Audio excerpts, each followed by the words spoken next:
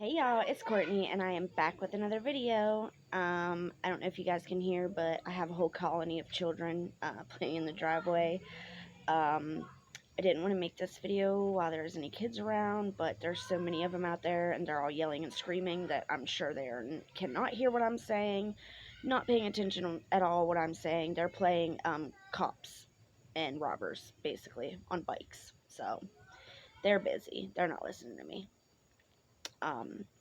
So I wanted to make the second part of my video from the other day, that day, but I just had to take a little break. I think it's healthy to take a little break in between a heavy story like that, you know what I mean? So basically today I told the story in my last video. So if you didn't see that video, it's the story of my abuse. Well, one story of the beginning of where my abuse, the abuse that I've endured through my life, where it started, and the first time that I was ever abused. The sun's going all over the place. I'm sure you can see the leaves coming in and out on my face. But yeah, so that's just one of a lot of stories that I have to tell. I don't know how many I will get into on my channel, but that's one of them.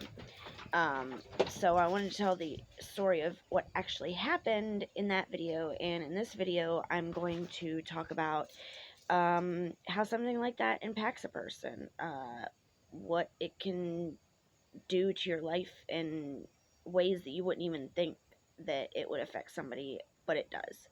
Hold on, actually, guys.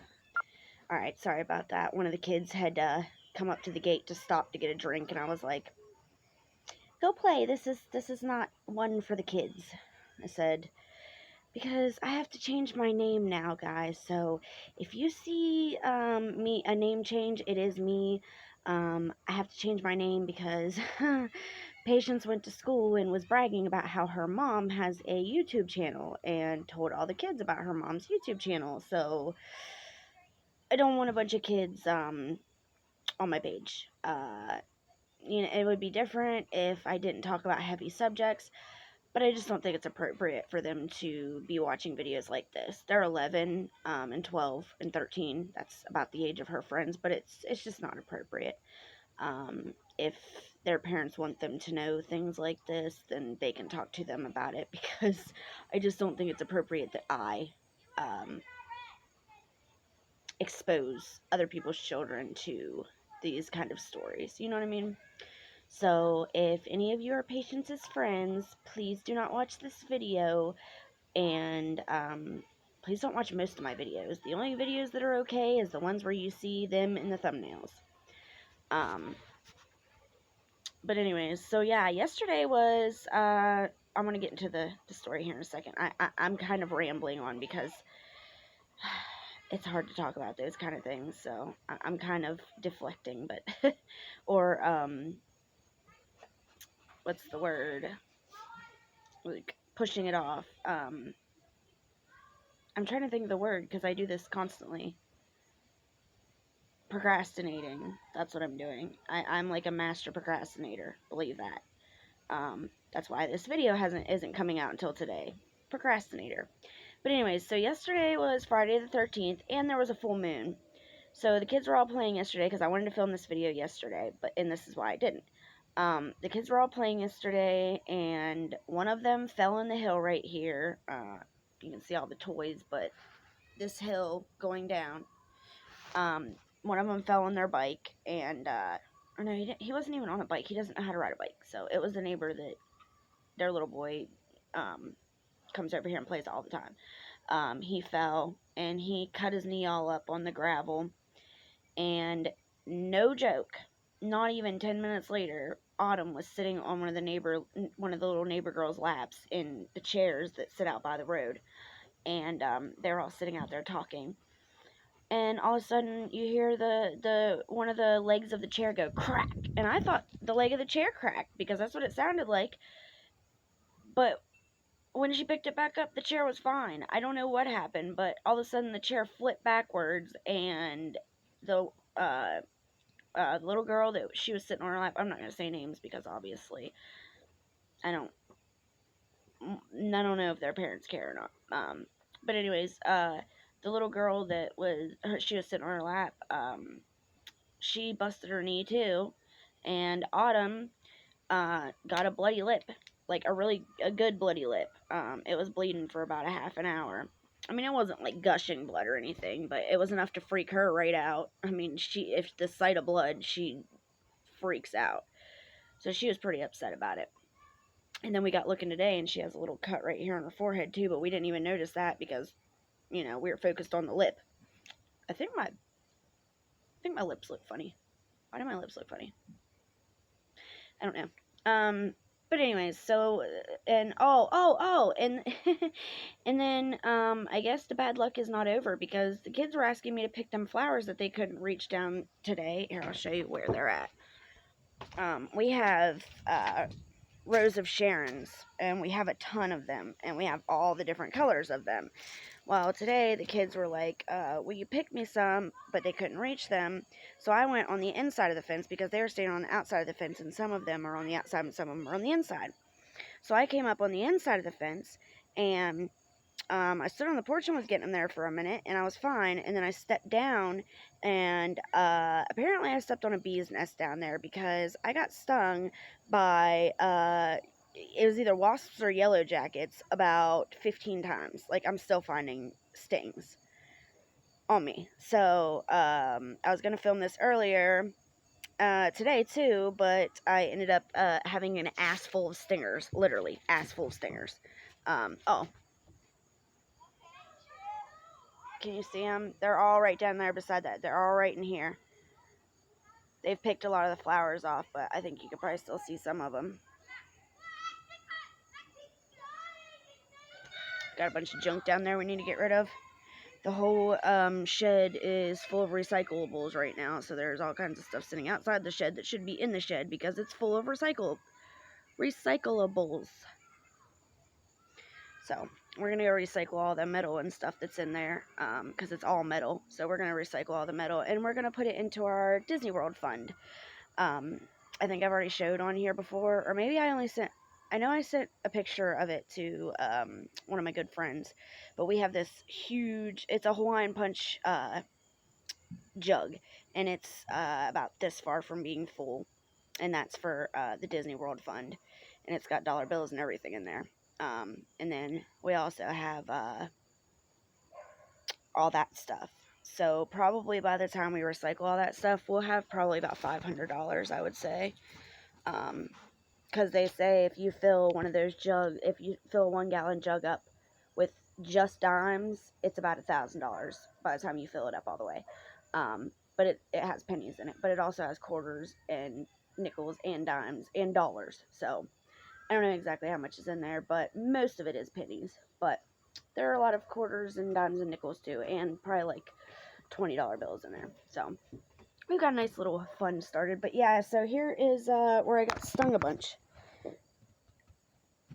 Can you see? Where's the sting at?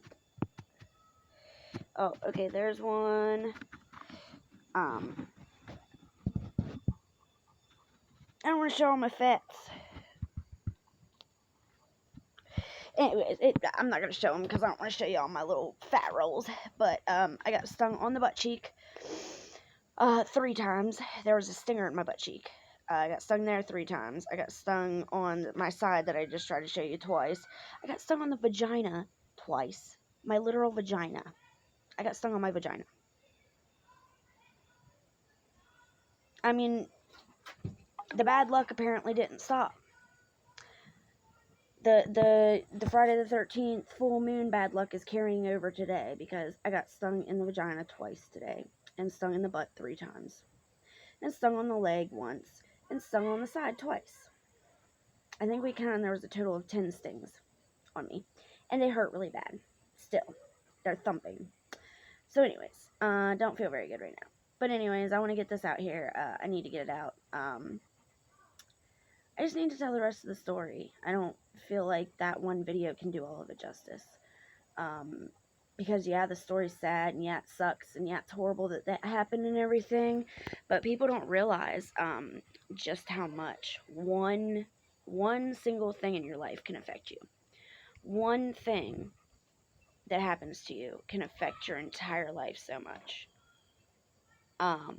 After that, that's whenever I started going buck wild with the drugs. That's whenever I started, hanging out with older people that I shouldn't have been. That's when everything started going down. I was freshly 12 when this happened. Um, and by the time I was 12 and a half, I was smoking crack. So that just goes to tell you on what it can do to somebody's head. Um, you just feel, you like mourn a loss. I know that's weird to say, but you mourn a loss of something that should have been special. You know what I mean? I should have been able to give that to somebody because I cared about them, not have it taken violently from me. It should have been something loving and romantic, and which I know most people's first time isn't loving or romantic. They regret the first person they did it with, but they chose to do it with them. You know what I mean? And then also a lot of people go through what I went through.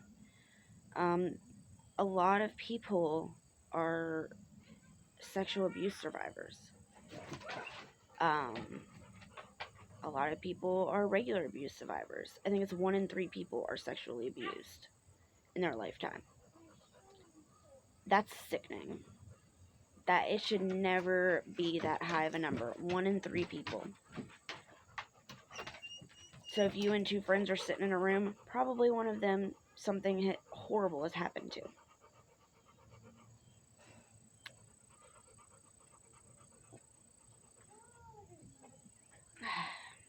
I don't know if you guys heard, but there was a teacher that just got 20 years in prison, and that was the lightest sentence she could have gotten. So she got the minimum sentence. For raping a 13-year-old boy in her classroom while another student stood watch to make sure nobody came and caught them.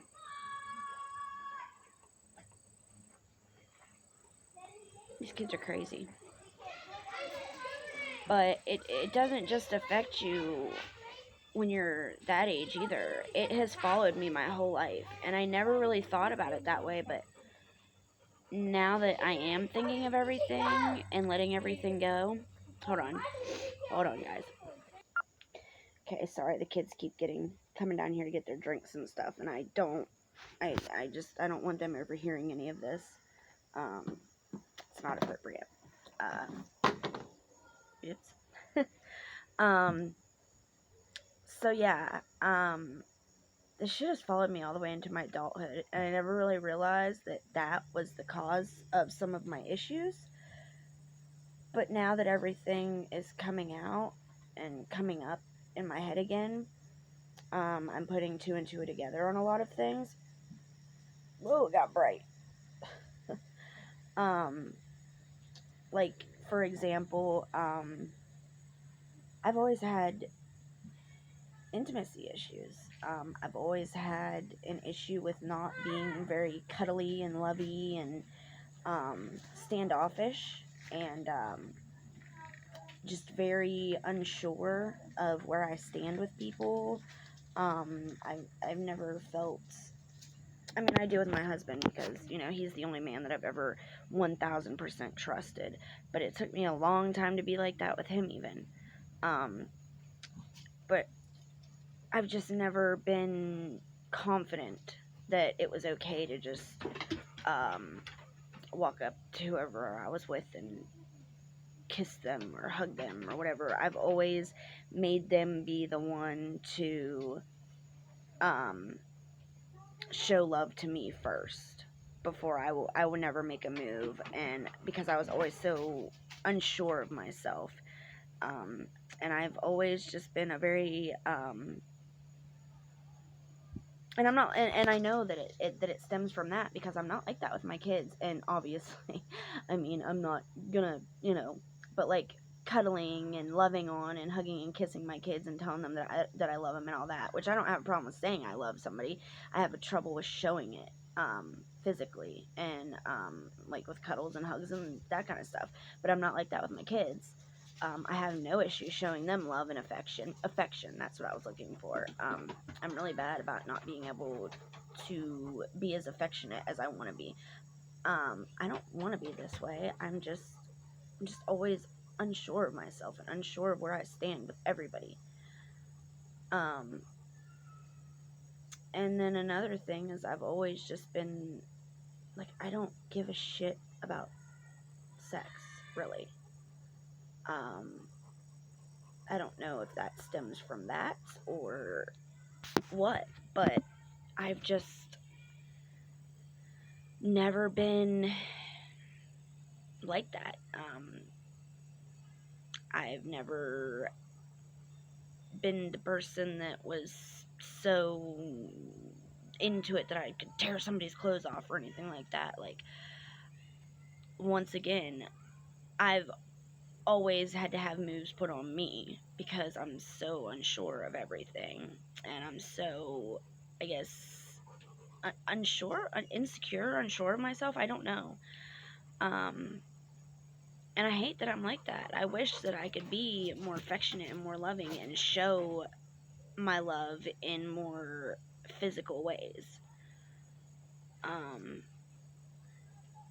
Another thing is, I just, which I guess this is kind of a good thing. I've never been the type to do the free love thing, if you know what I'm saying. Everybody that I've ever been with, I was with. I was in a relationship with. Mike was the first person that I ever was not with, and we ended up getting married. So, that didn't really work out as friends with benefits, now did it? Like I said, we ended up married. So now I'm freaking out because a fly keeps landing on my leg and I keep thinking it's bees. I had all these things in my head earlier, things that affect me still to this day, and now they're all just leaving my mind.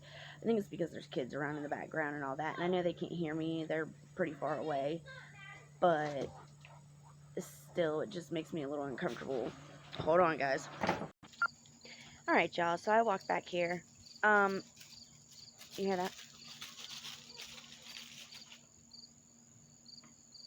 Okay, I have two things to ask. I'm literally thinking about doing this as an ASMR video, but at nighttime, and I'm going to call it Country Night ASMR. I'm going to record about 20 minutes of the frogs and the birds and the crickets, for people that, like that noise, for sleeping noise, but don't get to hear it.